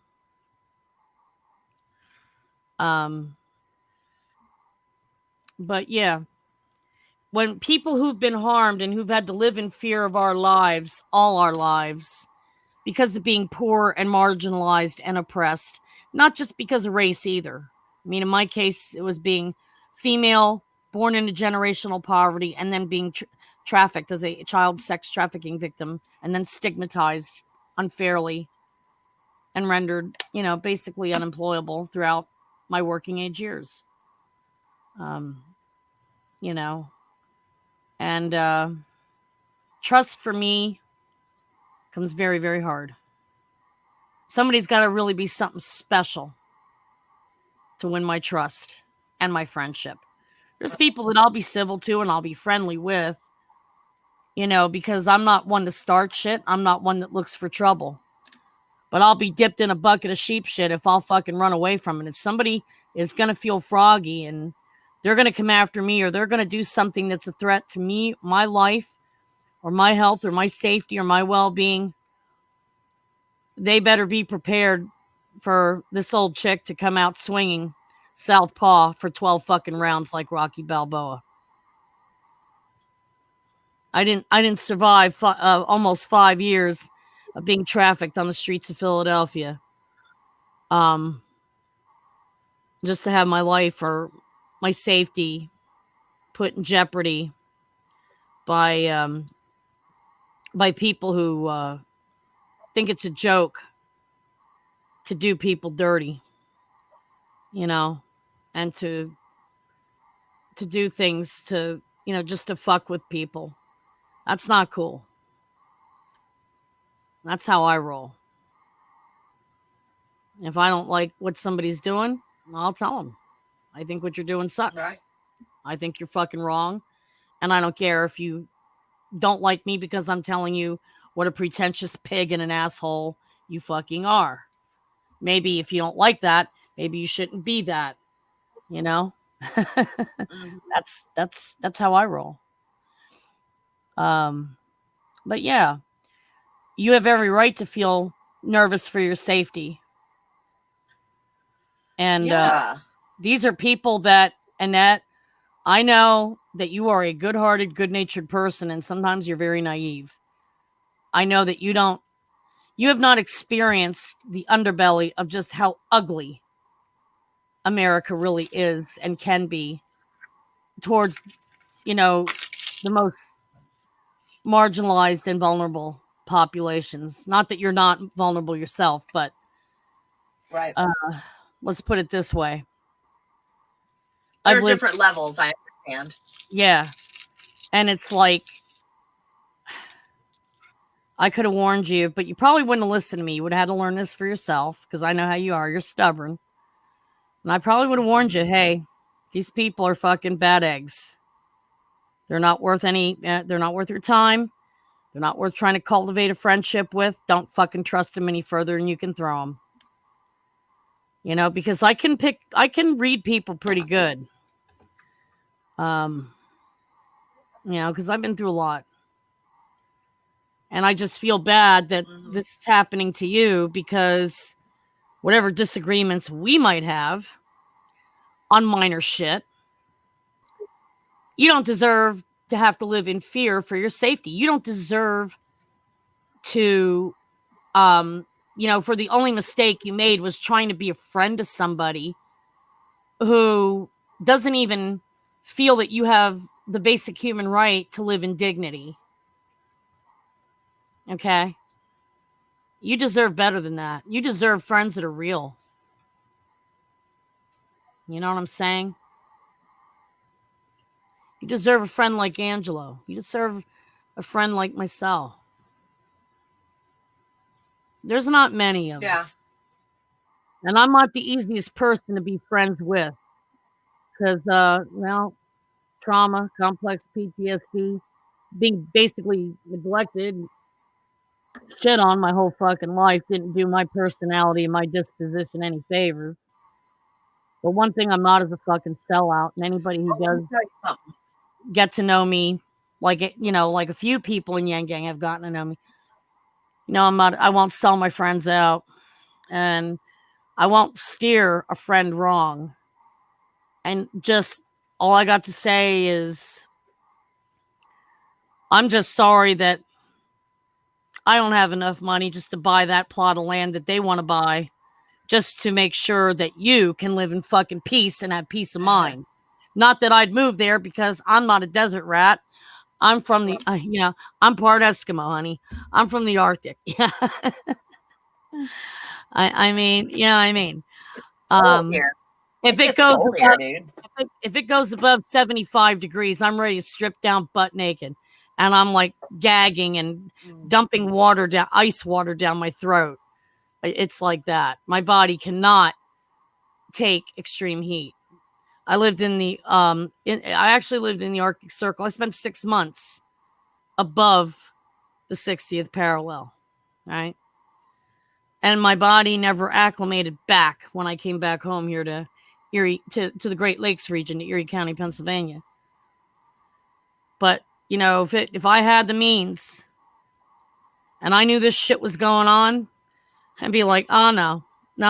What time you've got left to live, you deserve to live in fucking peace and not have to worry for your safety or your well-being or your life or your mental state. And I'd have bought that fucking plot of ground before they could have. Because you're my friend. Because I'm your friend. And I don't feel that anybody should have to be put through that kind of nerve-wracking experience, especially when it's not so easy to just pick up and move for a multitude of reasons.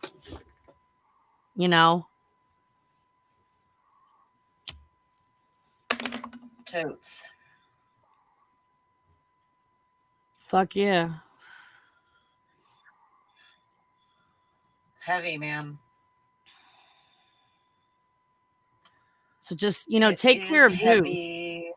Take care of you and for sure. Be vigilant and don't be afraid. Don't feel like you can't reach out if some shit's about to go down.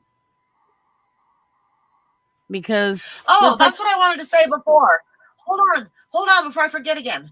Okay. I wanted to say, when you were talking about like that most people don't have patience to be friends with you or whatever, but I have had so many friends that are like you. I feel that I am some kind of a magnet for other people that have been severely traumatized throughout their life. And so like, I feel like I have, maybe it's sort of like a radar or something, but I tend to attract people just like you. Some of my very, very best, longest friends, actually one of my very longtime friends isn't even talking to me right now because she's having some mental health stuff happening, and there's nothing I can do I can't do anything about it. There's nothing I can do about it except be here when she's ready to talk to me again, Yep. The thing is, I wasn't even looking to attract anybody. I'm here. It's just funny because I wasn't looking to attract. I don't know. And it's kind of funny. This is why I tease Angelo and I tell him he's the jackass whisperer, because he was like one of the few people in Yang Gang who was not afraid to actually be my friend. You know, he was Right. not afraid, you know. Yeah, one of my very, very dearest friends, and I adore this person so very much. We became good friends because we were both crack addicts. Because I'm never really afraid to talk about my past addiction. I was a crack addict for a while, and but that was like some 20, about 22, some over 20 years ago. But anyway, so I just sort of casually mentioned it, and she was like, "No way, me too." And so then we found out that we had all of these other things in common just from that one thing in common. And then after that, we became like very close, dear friends. So that's why I say that I feel like it's important that the bad things that have happened to us, this is why I'm not angry about those things anymore. I'm not angry about the bad things that have happened to me, because every bad thing that has happened to me has led me to something good on the other side. So I had to be a crack addict so I could have that conversation with what would become one of my dearest lifelong friends, you know? Right. Like, would it have happened in the same way? Would it have happened in the same way if we didn't have that little thing in common? I don't know. Maybe. We have lots of other things in common, but that was the spark right there, because she didn't know anybody else like in her environment that could understand her. She didn't know anybody else that was like her in that way. You should have seen her face light up when I said that. I've never had that kind of positive reaction before to me saying that I was a crackhead. And she was like, "Oh, really?" And she was like so happy about it, you know, because I mean, so we bonded on that level. So I feel like all those things had to happen. My cancer had to happen so I could talk to other people about cancer, so I can help Grace with her cancer in any way that I possibly can, not being a doctor. But I can at least give her support that's like genuine support, because I've been there and I know how much chemo sucks. I know how much cancer sucks. I get it, you know? And so I feel like I've bonded with Grace through our shared cancer experience. So I wouldn't have, my dad always said, if you learned something from the experience, then the experience was worth having. And so I've learned like countless things from all of these really horrible experiences. Being raped, I can talk about being raped like comfortably and casually because I've talked about it so much, and I've done like my own therapy. I've gone to therapy, you know, so like I know how to talk about it without it being like a big deal anymore. I mean, it's a big deal that it happened, but like it doesn't upset me anymore. I had to do that. I had to do that. So then later I was a women's advocate for a domestic violence shelter, and I was a first responder for sexual assault. And so I had to have that experience and the domestic violence experience that I had as a child. So I had domestic violence, child abuse, child sexual abuse, and then sexual assault when I was in my early 20s. So all of those things culminated, and I was able to, I worked at that shelter for almost 2 years, and it was like a profound experience for me. And I had to have that previous experience in order to have that profound experience. That's how I look at it. That's why I can't be angry about those things anymore. It no longer serves me to be angry about it. That's how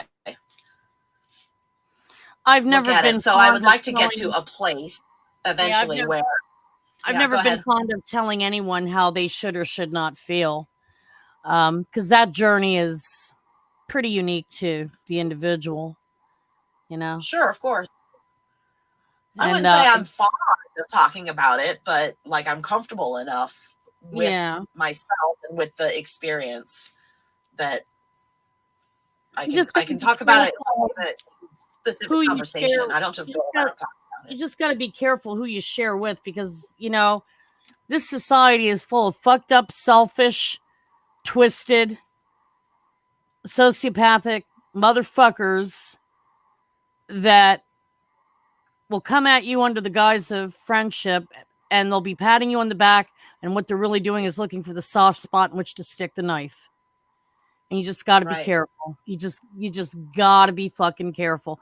I mean, people will just use shit against you for no reason other than just because they can. You know? So you've got to constantly be on. Okay, so I don't mean to interrupt, but now Biden's doing the walking up to the crowds and stuff. So okay, let's look at that for a little bit. Okay, because this is a really heavy tangent that we're on. He's not heavy. He's my brother. I know. We mentioned this, it seems like days ago, but it was just this morning about who will welcome the Bidens once they get to the White House. There are reports it'll be an usher that had been hired by Melania Trump. We'll wait and see. Used to work in the Trump organization. That's right. The usher would be the most logical person to greet them at this point. Now in charge of the entire White House resident. Okay, so these are like his kids here or grandkids? Who are these extra people around him? Just his family in general? The family, the upstairs living quarters. The Biden team has said he's not going to change the Oval Office. The priority is not going to be redecorating at this point. They have much more important work to do. As we see the president enter West Executive Avenue, walking into the White House complex itself, the old executive office building, from the West Wing, in those cramped quarters, now lined by flags on the avenue today. Cecilia Vega, we were talking about this before. Those cramped quarters already filled by White House staffers for President Biden. So many veterans of the Obama and Clinton administration. He's bringing a lot of familiar faces. The press secretary Jen Psaki. A lot of people know her from her work in the White House, the State Department. She's a television contributor, and many more. Mary and I went down swinging, George. We were shouting those questions here. You'd asked if that was Mayor Bowser. That was right below me. And see, I'm so, you guys, I'm so, folks a sense of what's happening right now and where I've become so accustomed to seeing Nazi flags in the United States that this flag right here, this one, my very first glance was like, that's a Nazi flag. You know, that is messed up. That is messed up. That was my first thought.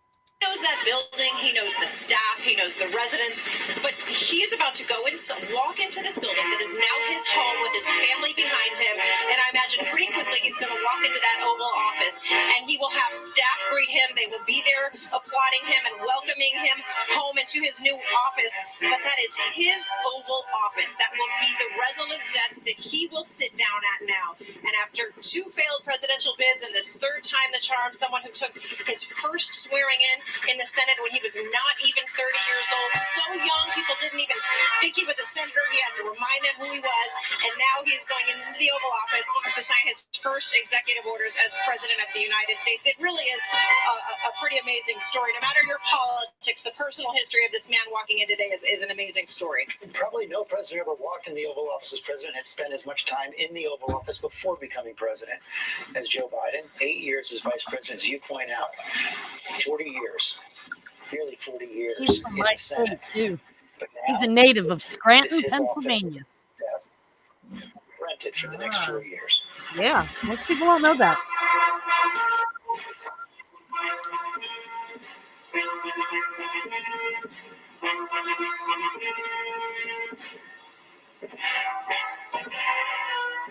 I bet her feet hurt so much at the end of the day.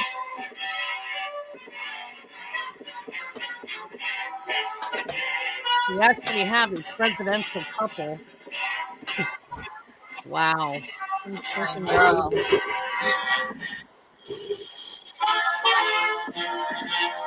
James, it seemed to hit Dr. Jill Biden at that moment.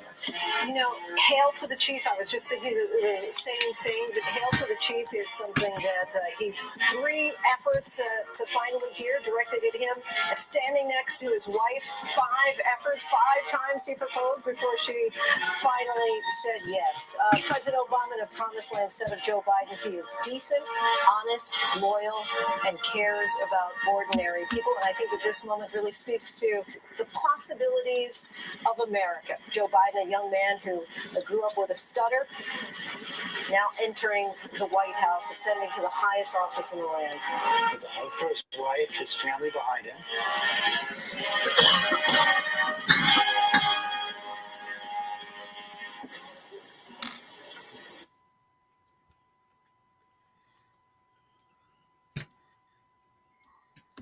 Enters the White House, but he now calls.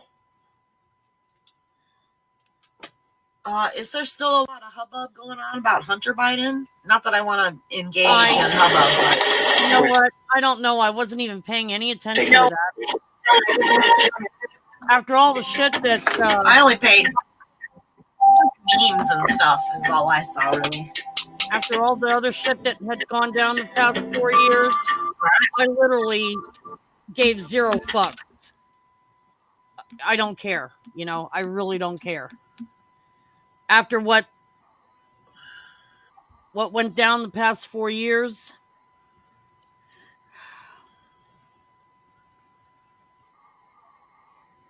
right. I mean, whatever Hunter Biden did or is accused of having done or whatever, I think it pales in comparison to, Trump and his brood.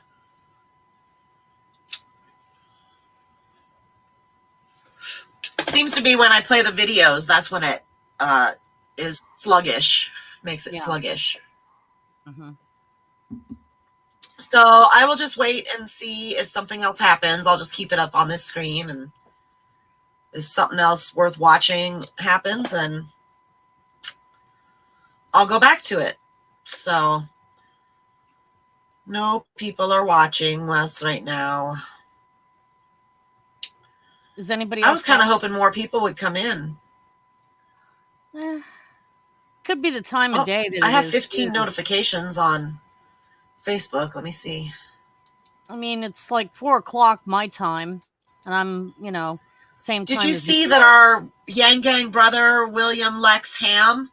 I don't know if you're friends with him, but no one else is watching right now. Hold on. Okay.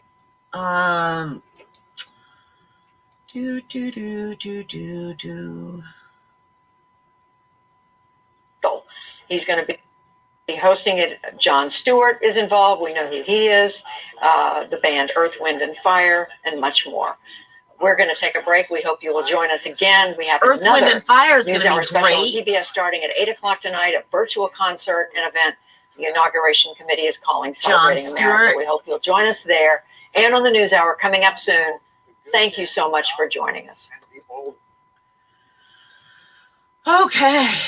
Well, maybe we should bring it to a close. It looks like there's not going to be much happening for a little bit. I think they go in and eat or something. Yeah, I got to bounce anyway, so. Yeah, I'm starving. I want to go eat something. It's good talking to you, and take care. Take care, all right? Yeah. You too, honey. I will talk to you soon, okay? Mwah. Ciao. Thanks for hanging out with me. All right, everybody. Anybody that watches this after, let me just run my contact info real quick. So you can find me. I'm Annette Anderson on Facebook, on Twitter. I'm at Yang Mentum. On YouTube, I'm Annette the Peacemaker. My email is yanggangforlife@gmail.com. If you would like to donate to this stream, my Cash App is $Yang Gang for Life. And my brand new Patreon is, I believe it's Annette the Peacemaker. Now I just set it up like last week. Here we go. Cash App, Yang Gang for Life. And Patreon is Annette the Peacemaker. So, peace, everybody. Have a good day. We'll see you next time.